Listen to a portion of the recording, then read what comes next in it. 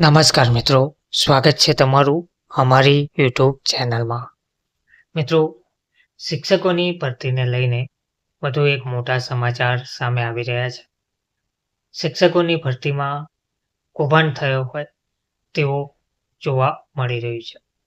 Granted શાળાઓમાં કરાયેલી ભરતીમાં 30% શિક્ષકોની રાજ્ય બહારની ડિગ્રીથી નિમણૂકનો દાવો જોવા મળ્યો છે. માધ્યમિક, ઉચ્ચતર માધ્યમિકની ભરતીમાં મિઝોરમ અને તમિલનાડુની ડિગ્રીના આધારે નિમણૂક મેળવવાનો પણ આક્ષેપ છે. સંચાલક મંડળે શિક્ષણ મંત્રીને પત્ર લખીને શિક્ષકોની ડિગ્રીની ચકાસણીની માંગ પણ કરી છે. વિગતવાર માહિતી જોઈએ તો રાજ્યની ગ્રાન્ટેડ શાળામાં તાજેતરમાં થયેલી ભરતી અંગે સંચાલક મંડળે ગંભીર ફરિયાદ કરી છે. ગ્રાન્ટેડ માધ્યમિક અને ઉચ્ચતર માધ્યમિકમાં નિમણૂક પામેલા શિક્ષકો પૈકી 30% જેટલા શિક્ષકો રાજ્ય બહારની ડિગ્રીઓના આધારે નિમણૂક મેળવી હોવાથી તેમની ડિગ્રીની ચકાસણી કરવા માંગણી કરી છે. રાજ્યમાં કોલેજો અને જગ્યાઓ ઉપલબ્ધ હોવા છતાં મિઝોરમ અને તમિલનાડુની ડિગ્રીના આધારે નિમણૂક મેળવી હોવાનો આક્ષેપ કરી શંકા વ્યક્ત કરાઈ છે.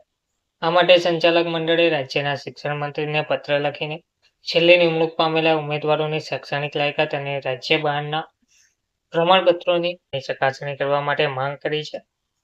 રાજ્યની ગ્રાન્ટેડ શાળાઓમાં તાજેતરમાં જ માધ્યમિક અને ઉચ્ચતર માધ્યમિક શિક્ષકોની નિમણૂક કરાઈ છે. આ નિમણૂકને લઈને રાજ્યના સંચાલક મંડળ દ્વારા શૈક્ષણિક લાયકાતની ચકાસણીને લઈને રાજ્યના શિક્ષણ મંત્રીને ભલામણ કરાઈ છે.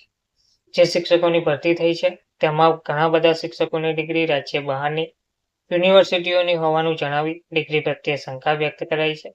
સંચાલક મંડળ દ્વારા કરાયેલી રજૂઆતમાં જણાવવામાં આવ્યું છે કે ગુજરાતમાં સ્નાતક થયા બાદ તાલીમી સ્નાતક થવા માટે મોટી સંખ્યામાં બીએડ કોલેજો આવેલી છે અને આ બીએડ કોલેજોમાં દર વર્ષે જગ્યાઓ પણ ખાલી રહે છે.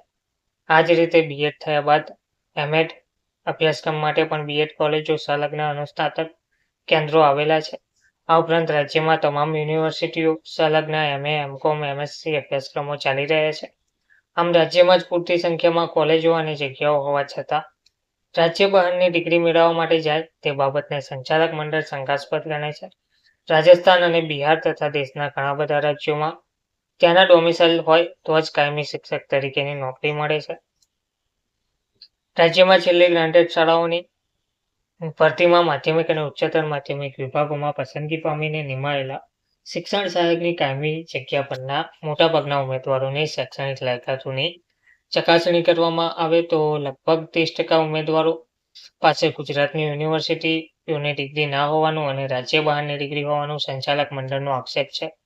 સંચાલક મંડળ દ્વારા કરાયેલા આક્ષેપ અનુસાર બીએડ 2 વર્ષનો જે અભ્યાસક્રમ છે તેમાં શિક્ષકો દ્વારા મિઝોરમ અને તમિલનાડુની ડિગ્રીઓ મેળવેલી છે.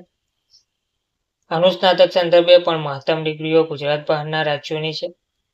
બીએડ અને એમએડમાં પ્રેક્ટિકલ શિક્ષણ કાર્ય અને વર્ગ શિક્ષણ ફરજિયાત છે. તેના ગુણ અલગથી ફાળવવામાં આવે છે. રાજ્ય બહારની ડિગ્રીઓ ધરાવનારા ઉમેદવારો ખરેખર તે રાજ્યમાં જઈને અભ્યાસ કર્યો કે પછી ગુજરાતમાં ઘરે બેઠા ડિગ્રી પ્રાપ્ત કરી તે તપાસનો વિષય હોવાનું સંચાલક મંડળે રજૂઆતમાં જણાવ્યું છે. આ સંજોગોમાં છેલ્લી નિમણૂક પામેલા ઉમેદવારોની શૈક્ષણિક લાયકાત અને રાજ્ય બહારના પ્રમાણપત્રોની સંપૂર્ણપણે ચકાસણી થવી જોઈએ અને ઝડપી આ અંગે નિર્ણય લેવો જોઈએ. ધન્યવાદ.